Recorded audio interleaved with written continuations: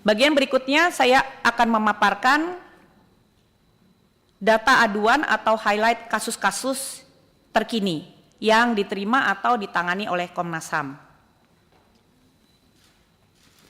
Paparan ini hanya mencakup periode Januari hingga Mei 2024.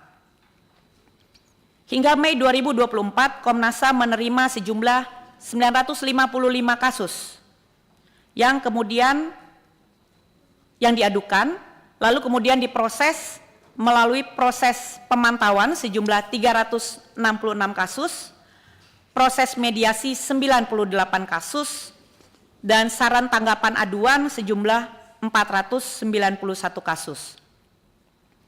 Berdasarkan klasifikasi aduan yang tertinggi, dari aspek wilayah aduan tertinggi adalah DKI Jakarta sejumlah 131 kasus, Jawa Barat 90 kasus, Sumatera Utara 108 kasus. Dari jenis hak yang dilanggar atau diadukan, yang tertinggi adalah hak atas kesejahteraan, yang kedua hak atas memperoleh keadilan, dan yang ketiga hak atas rasa aman.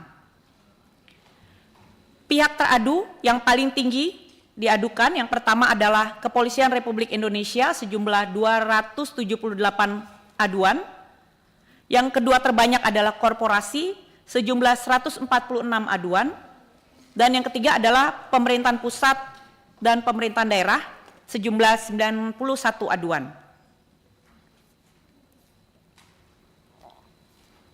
Sebetulnya jumlah kasus yang diadukan maupun yang direspon oleh Komnas HAM ada banyak sekali. Jadi saya hanya memaparkan sebagian saja kasus yang mendapatkan atensi publik.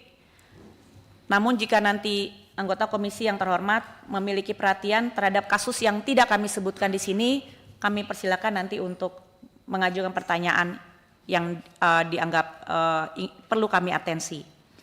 Yang pertama adalah kasus penculikan dan penganiayaan berat yang berujung kematian terhadap almarhum Imam Maskur. Ini sebetulnya kasus 2023. Tetapi 2024 kemudian kasus ini hasil pemantauannya sudah selesai.